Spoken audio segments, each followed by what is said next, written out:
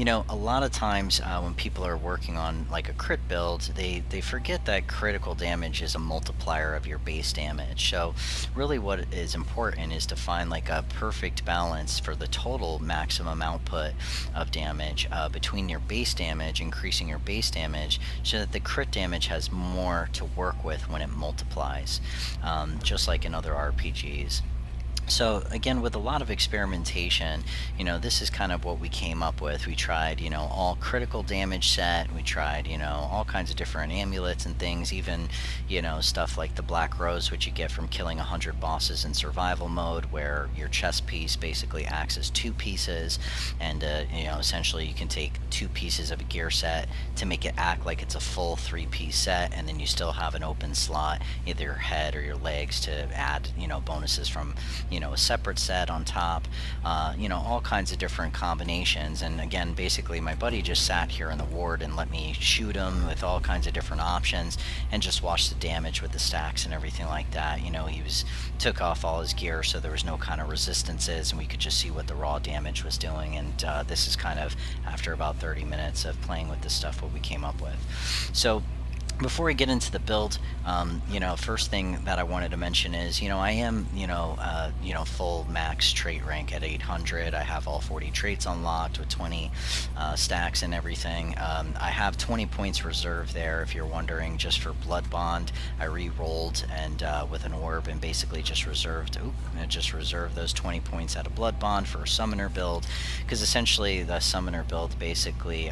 with 20 points in it, basically redirects damage that you take to your summons, which basically kills them on nightmare mode after you take just a few hits, which doesn't make sense for the summoner build that's trying to keep the summons out to do extra damage with the amulet, where the more summons you have, you get, every summon you have out, you get 5% extra damage. So with 4 summons, you're doing 20% damage, plus like a soul ring where the summon staying out is regaining your health.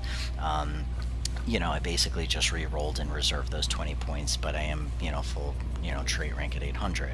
Again, the reason why I'm bringing that up is because, you're going to get benefits like Kingslayer, that's increasing critical damage here by 25%, Mind's Eye, that's increasing your range damage by 15%, and other bonuses and things like that that you're getting from the traits. But, regardless, as far as what we came up with after all this experimentation was, again, we're trying to find what the perfect balance between increasing base damage, with increasing critical damage. But the more base damage you increase, the more that the crit damage has to multiply on when the crit damage is kicking in. So this is kind of what we found that was the most damage output. We tried all critical damage, like even on this set here, where, if I put a third piece on, I get 2.5% crit chance and damage, which after it stacks 10 times goes from, 15%, crit damage to 25% crit damage. But that actually does less damage than if I just increase my base damage with the legs of the Osseous set, or the Headhunter, which is the Headhunter skin for it. Through the experimentation. So really what we're trying to do, like I said, is increase, where's the balance to how much base damage plus how much crit damage on top is going to give us the total damage output. And this was like the perfect fit, essentially, after that experimentation. Also, what's nice about it is that by putting it together like this, your weight stays as medium. Like if I use the entire Radiant set and put the legs on, it changes my weight to heavy, which is going to reduce my evade window and give me slower evade speed and things like that, roll speed and things like that. So to take a quick look on basically what we're doing is we're, in a nutshell, we're increasing 45% of our base damage between the legs here, which by having the legs on is going to give you a 5% increase in fire rate, which of course is going to increase your DPS, damage per second. And so after the first shot, you're getting 10% maximum damage every follow-up shot, with the legs, which is really good for fast firing weapons like a submachine gun or a typewriter or a beam rifle, because again, every follow-up shot, the first shot of the submachine gun hits them, and then every round after that that's hitting them is doing an extra 10% maximum damage. So we're bringing our base damage up 10% there with the legs. And then we're bringing up the base damage by an additional 15 with the Stone of Balance. and both ranged and melee. And then with the Heart of Darkness, we're also bringing the base damage up by an additional 20%, at all times. The negative of the Heart of Darkness, though, is that if you take a Dragon Heart for a full 60 seconds, you're going to receive an additional 50% incoming damage. But the build is so devastating that you're hardly taking any, you're melting enemies so quick that you're hardly taking any damage anyway. And to be honest with you, with the max trait rank, and the damage output, potions are pretty much enough to just keep the, character healthy. It's really not an issue at all. So again, between the Heart of Darkness and the Stone of Balance and the legs, we're increasing our base damage by 45% between those three pieces. And then as far as the critical hits, again, with fast firing weapons, you're going to get those 10 stacks. It's also reducing your recoil, which helping you stay on target. By 10%, but you're going to get those 10 stacks, within just a couple seconds with a fast firing weapon. So between the head and the chest, we're going to increase our, crit chance and damage by 15% there. And then the Heartseeker is going to also increase our crit damage by 15% at all times there by wearing that ring.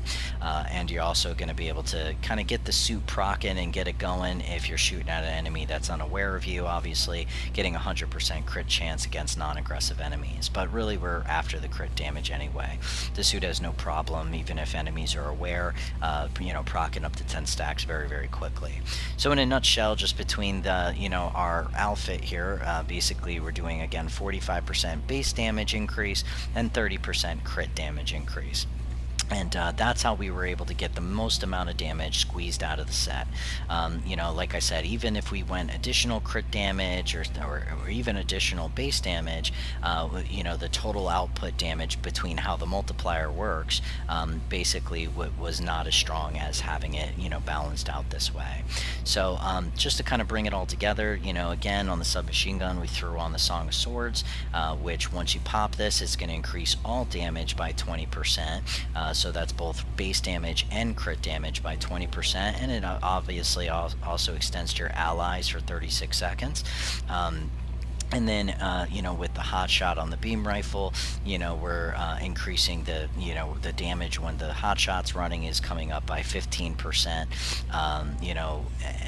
which is also applied to crit damage when the hot shot is hitting at a crit, and then on top of it, you're doing additional damage with the burning effect when it procs, doing 345 fire damage over 10 seconds for every shot that, procs fire.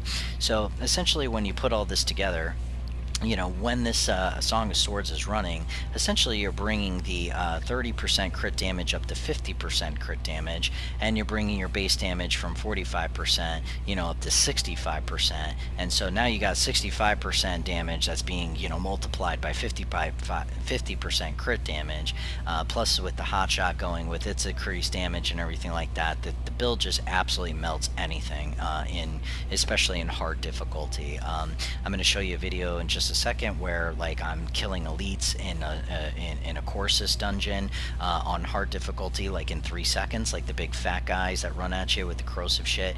I'm murking them in 3 seconds, when everything's running, and the beetles and stuff are killing, and even before they open their wings and start screaming at you, we're killing them right through the shell within just a couple seconds, 2-3 seconds.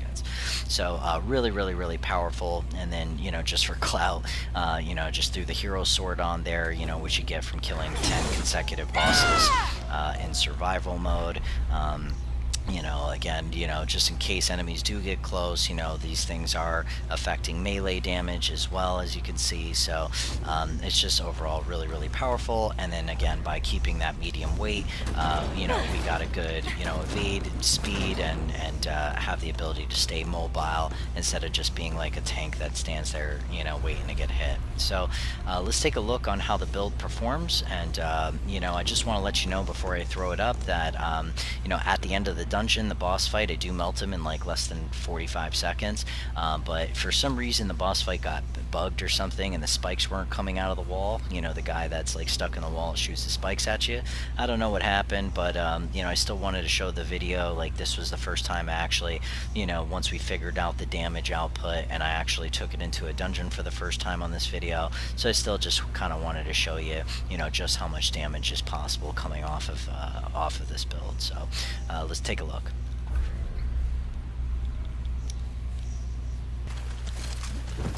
This will be fun. Are you serious? Are you serious? Watch him. Just open up your wings. Oh, that's through the armor, bro. He didn't even open up. Killed him on the outside shell. Oh, here we go. Here, let's pop the hot shot and let's pop this. Alright, let's see how fast we melt this fucker. Fat guy. Done. It's not all about crit damage. That's what people are missing. You gotta raise the base damage too. I'm just gonna let him open his wings. Submachine gun melting him like that. I'm just trying to get my fucking thing up so I can see how much damage I can do. Alright, it's ready.